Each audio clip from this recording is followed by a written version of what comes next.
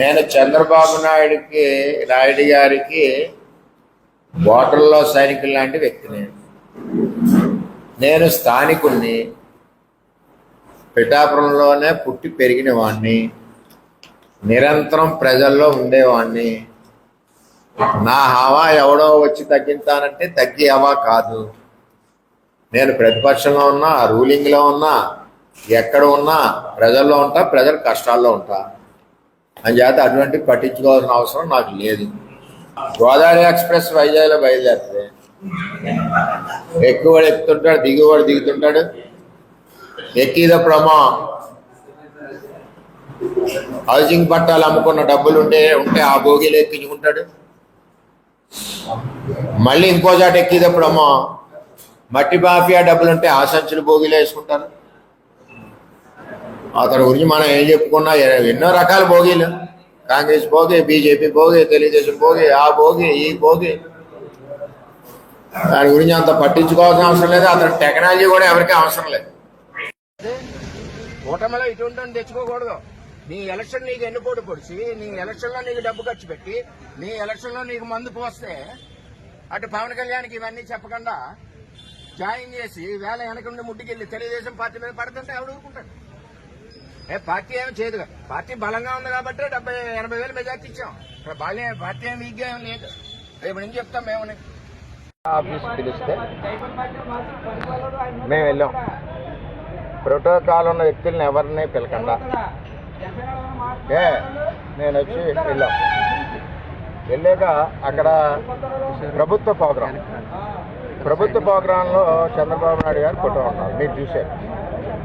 ఇక్కడ బయట అల్లరి పెడుతున్నారు, ఏంటి మన వాళ్ళు ఏమైనా గొడవ పెడుతున్నారు. నేను బయటకు వచ్చేసరికి అక్కడ ఫోటో లేదని చెప్పి మా ఎక్స్-జడ్పీటీసీలు, మండల ప్రెసిడెంట్, కార్యక్రమం అతను తీసేస్తా అంటే ఎందుకు పెట్టలేదే? ముఖ్యమంత్రి చంద్రబాబు నాయుడు గారు కదా, నేను ఎందుకు పెట్టలేదు? ఇది ఇప్పుడు 10వ తప్పు చేయడం, అధికారులు కూడా ఎలా చేయడం కరెక్ట్ కాదు, పద్ధతి బాగోలేదా?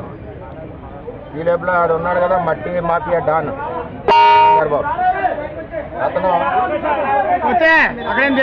చంద్రబాబు అన్న అతను వచ్చి పార్టీ ఆ టీం అందరూ కూడా పవన్ కళ్యాణ్కి ఎగెనెస్ట్ గా డబ్బులు పంచిపెట్టిన వాళ్ళు, మందు దాచిన వాళ్ళు, వాళ్ళందరూ దొరికే రికార్డులోనే చూపిస్తాం. వాళ్ళందరూ వచ్చి నా మీద కలబడ్డారు. నా మీద కలబడ్డం ఏంటి? నాకు పని ఏంటి? వెళ్ళి అడగాలి. అక్కడ కార్యకర్తలందరినీ బయట దోసేసి మాట్లాడతారు. అంటే 5 సంవత్సరాలు వైసీపీ పార్టీతో మేము పడ్డాం.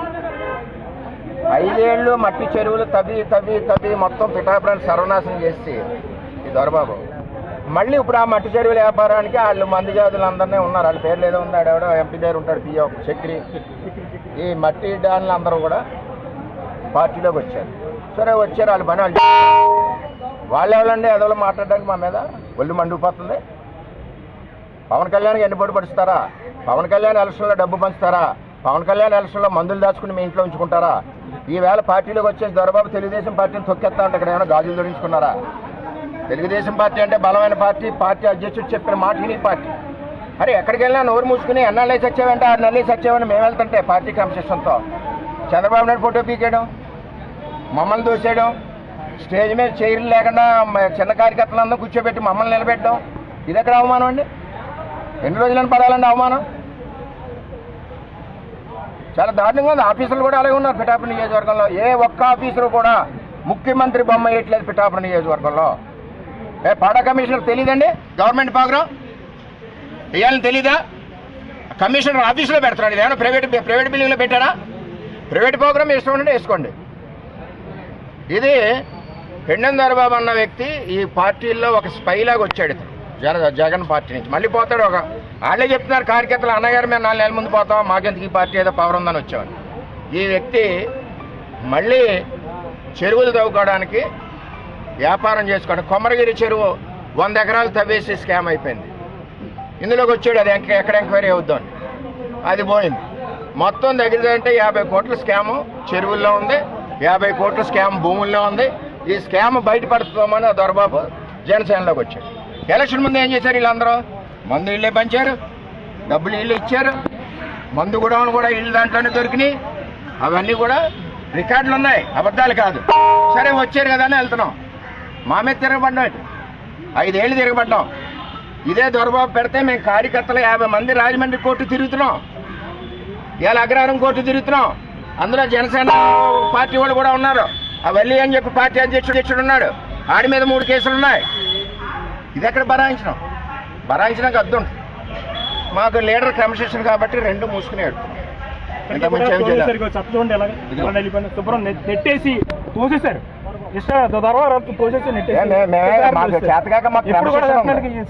పార్టీకి ఒక మర్యాద ఉంది.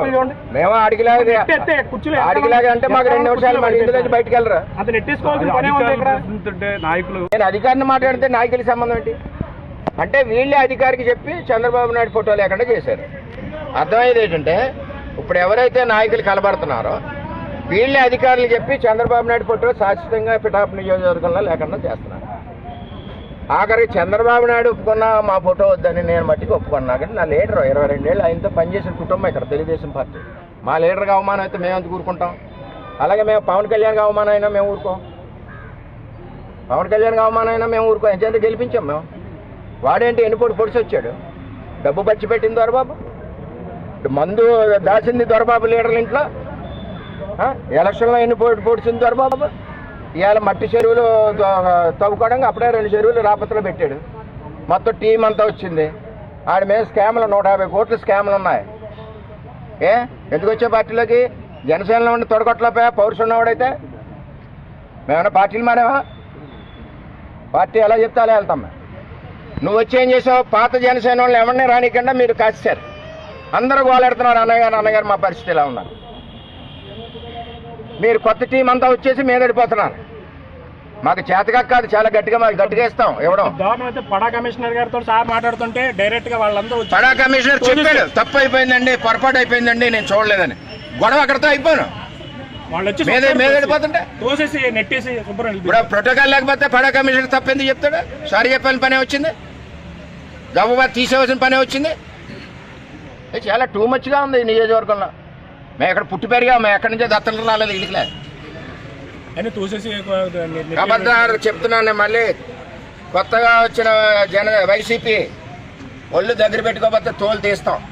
మాకు జనసేనతో గొడవ లేదు. పాత జనసేనలు మేము ఒకే కుటుంబం, వాళ్ళు మా దగ్గర నుంచి వెళ్ళండి.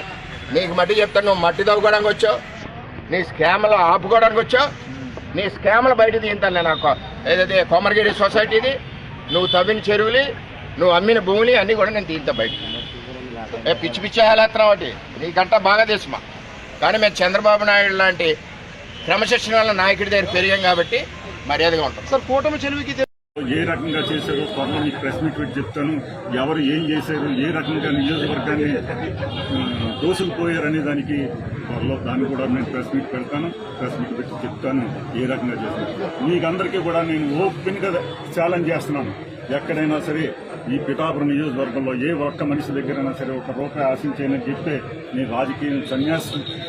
ఆల్రెడీ రాజకీయం నాకు ఇంట్రెస్ట్ లేకపోయినా ఓన్లీ పవన్ కళ్యాణ్ గారికి చేయడం కోసమే నేను స్థానిక సంస్థలు ఎలక్షన్ చేసి పెడతానంటే రేపు జనరల్ ఎలక్షన్లో ఆయన నామినేషన్ వేస్తే చాలు ఈ నియోజకవర్గంలో ఆయన అత్యధిక మెజార్టీతో నెగ్గించడానికి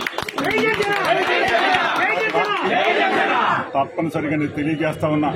ఎప్పుడైనా సరే నీ మీడియా వాళ్ళందరికీ ఓపెన్ ఛాలెంజ్ చేస్తా ఉన్నాను. అప్పుడు చేశాను, ఇప్పుడు చేస్తున్నాను. ఎప్పుడైనా సరే నా మీద అవినీతి ఆరోపణ ఏదన్నా మీరు చేసి దమ్ముంటే ఎవరినైనా చేయమని నేను కోరుతా ఉన్నా. నేను ఆఫీసర్ని అడుగుతున్నాను.